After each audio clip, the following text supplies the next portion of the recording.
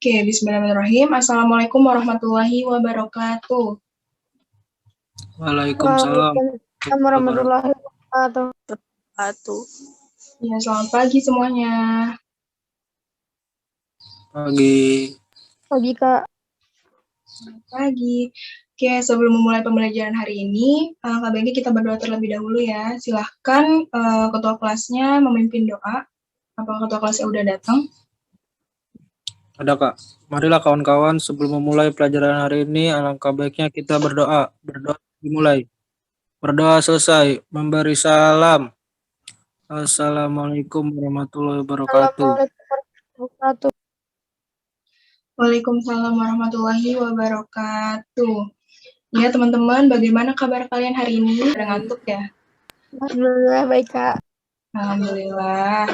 Ya, semoga kalian sehat selalu ya dan tetap semangat untuk kegiatan pembelajaran hari ini. Oke, apakah kalian sudah siap untuk melakukan pembelajaran hari ini? Oke, kalau sudah siap.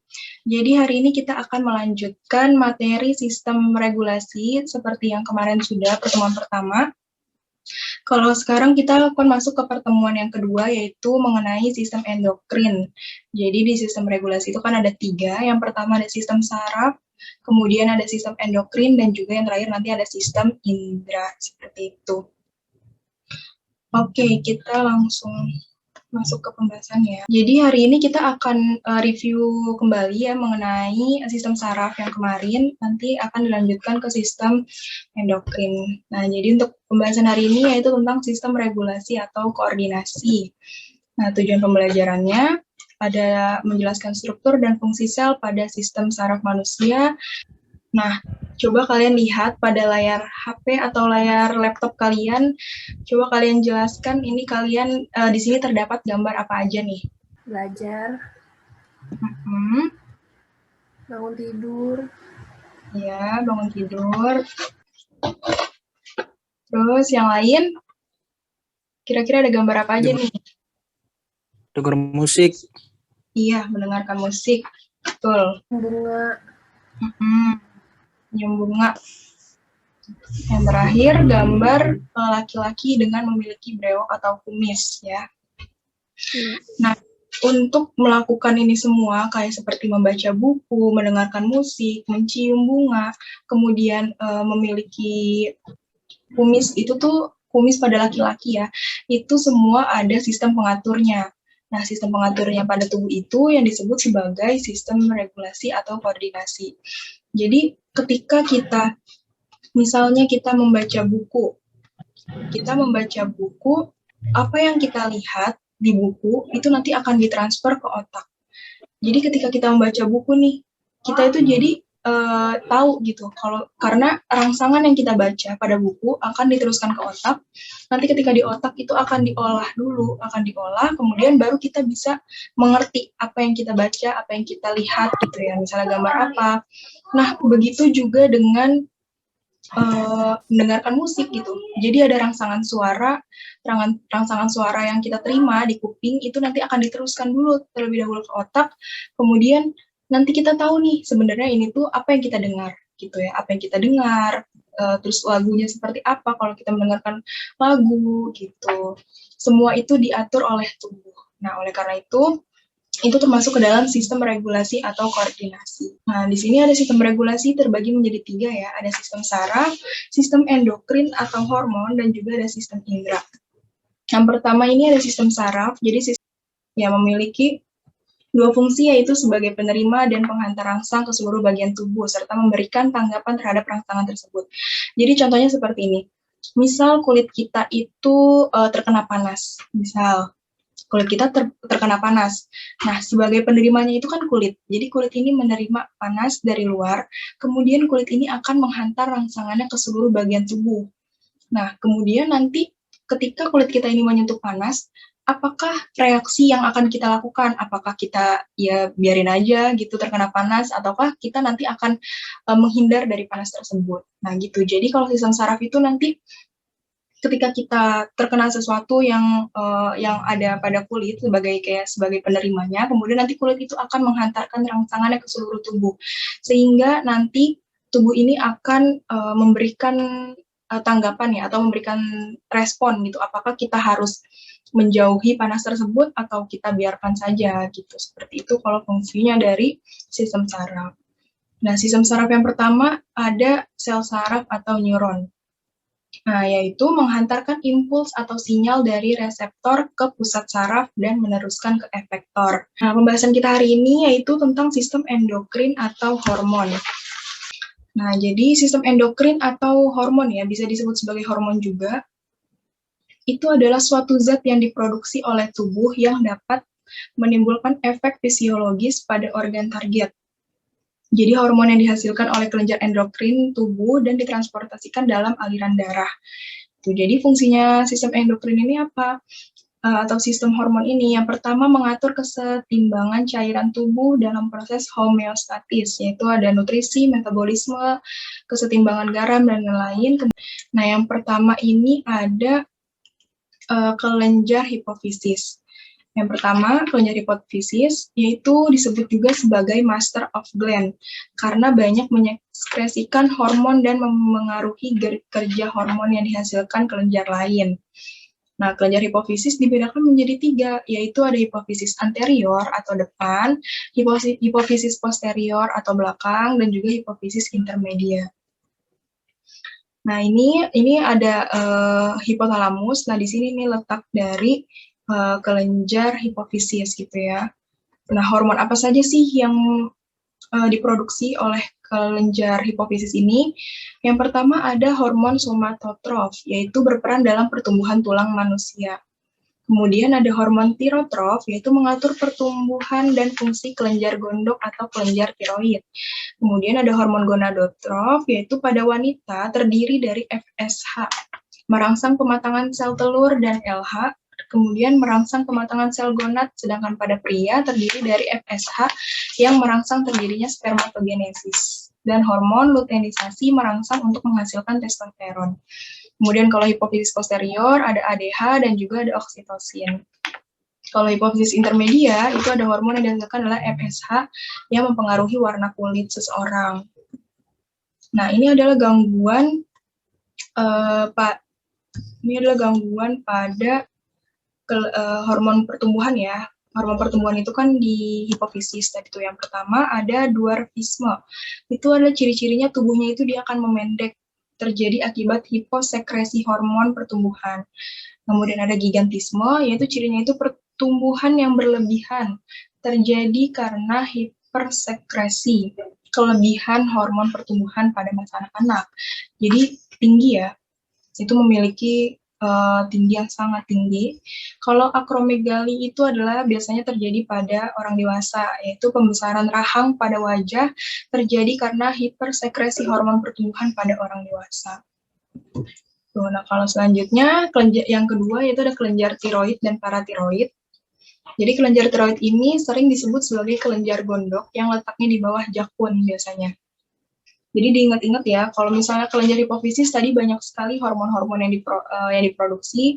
Jadi di setiap kelenjar itu akan banyak sekali hormon yang diproduksi. Nah, kalau di kelenjar tiroid ini ada tiroksin T4 dan juga ada triodotironin T3 dan juga ada kalsitonin. Nah, kalau di kelenjar paratiroid itu akan memproduksi hormon PTH atau paratormon. Kemudian ada kelenjar timus. Kalau timus ini timus terletak di bawah kelenjar tiroid dan paratiroid. Nah, ini dapat dilihat di gambar.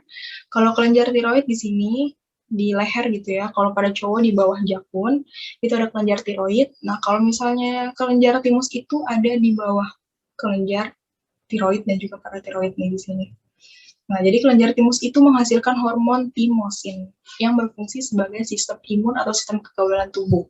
Jadi, hormon sistem kekebalan tubuh kita itu berada di sini di bawah kelenjar tiroid dan juga paratiroid.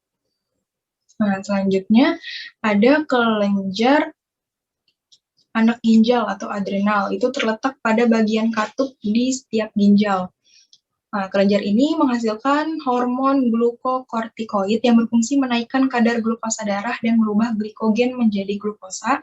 Kemudian ada hormon androgen juga yang berfungsi untuk membentukkan sifat seks sekunder laki-laki. Dan juga ada adrenalin yang berfungsi mengubah glikogen dalam otot menjadi glukosa dalam darah.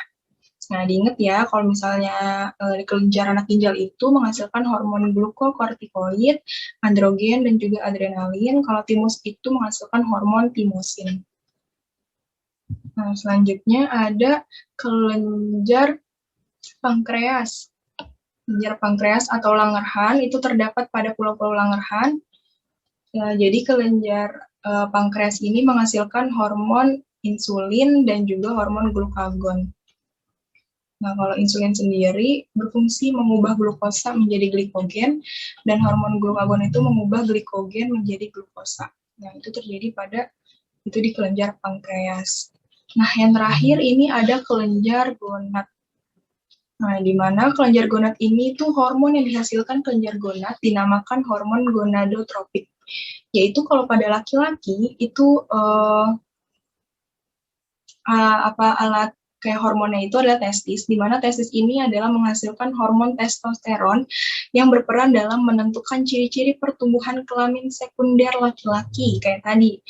Nah, kenapa kita bisa laki-laki pada punya kumis dan juga jenggot, brewok, dan lain-lainnya itu karena testis itu menghasilkan hormon testosteron itu yang berperan dalam menentukan ciri-ciri pertumbuhan kelamin sekunder laki-laki seiring masa pertumbuhan laki-laki gitu ya. Nah, kalau perempuan di ovarium ini menghasilkan dua hormon, yaitu hormon estrogen dan juga progesteron. Nah, biasanya kalau estrogen ini itu menentukan ciri-ciri pertumbuhan kelamin sekunder pada wanita perempuan juga. Sama seperti laki-laki, kalau misalnya perempuan itu misalnya kayak ciri-cirinya payudaranya membesar, gitu, pinggul membesar, gitu ya, seperti kayak jadinya ciri-ciri pertumbuhan kelamin sekunder pada perempuan. Kalau laki-laki tadi hormon testosteron, kalau misalnya perempuan itu ada estrogen dan juga progesteron. Nah, kalau progesteron ini berfungsi dalam penebalan dan perbaikan dinding uterus, gitu ya. Biasanya akan berhubungan dengan menstruasi seperti itu. Sampai sini ada yang ingin ditanyakan? Oke, kalau nggak ada, coba kakak mau nanya nih ya.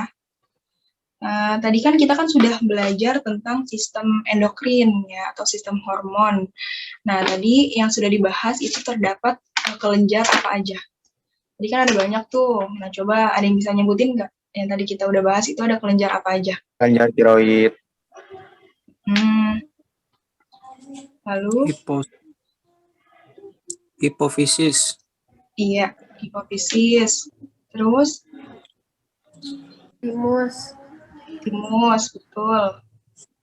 Pankreas. Iya, pankreas. Lalu? Ginjal.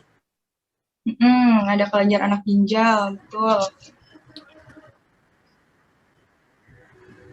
Gonad. Oke, iya ada gonad ya. Ya, itu tadi kelenjar-kelenjar, benar sekali. Terima kasih yang sudah menjawab. Itu ada beberapa kelenjar yang ada di sistem endokrin atau sistem hormon gitu ya. Aku mau nanya lagi nih. Kelenjar yang menghasilkan hormon yang berperan untuk pertumbuhan kelamin, baik perempuan dan juga laki-laki. Nah, itu disebut dengan kelenjar apa? Gonad ya? Ya, kelenjar gonad ya, betul. Atau kelenjar, biasanya disebut sebagai kelenjar pertumbuhan reproduksi pada laki-laki dan juga pada perempuan. Nah, oke, karena pembahasan kita sistem endokrin pada pertemuan hari ini, kalian bagi yang belum menjawab tugas-tugas, yang belum mengumpulkan tugas-tugas, jangan lupa dikumpulkan ya, karena buat nilai kalian juga. Oke, kalian hebat ya, tadi sudah baik untuk menjawab pertanyaan-pertanyaan pada pembelajaran hari ini. Nah, coba silahkan salah satu dari kalian untuk menyimpulkan pembahasan kita hari ini. Yuk, silakan satu orang. Kalau nggak bisa, boleh deh temennya. Yuk, temennya bantu untuk menyimpulkan pembelajaran kita hari ini. Nggak apa-apa, nggak harus lengkap juga nggak apa-apa. seingat kalian aja, hari ini kita membahas atau belajar tentang apa? Sistem saraf pusat, Ya, sistem saraf tepi, bagian-bagian saraf kranial, ya, gangguan saraf, sistem endokrin.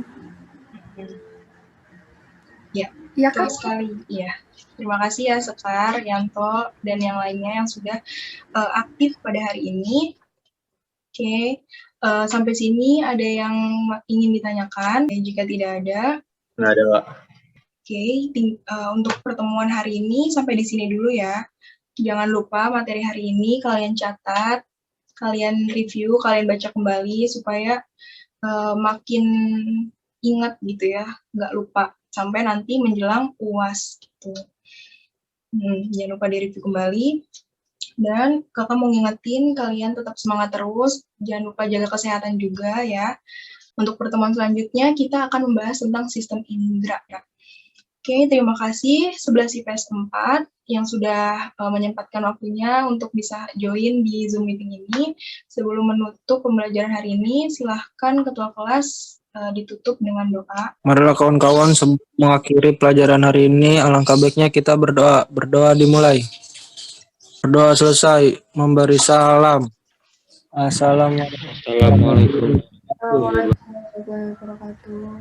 Waalaikumsalam warahmatullahi wabarakatuh. Ya, terima kasih yang sudah datang hari ini. Sehat selalu ya kalian semua. Kurang lebih mohon maaf. Wassalamualaikum warahmatullahi wabarakatuh. Waalaikumsalam warahmatullahi wabarakatuh. Terima kasih semuanya.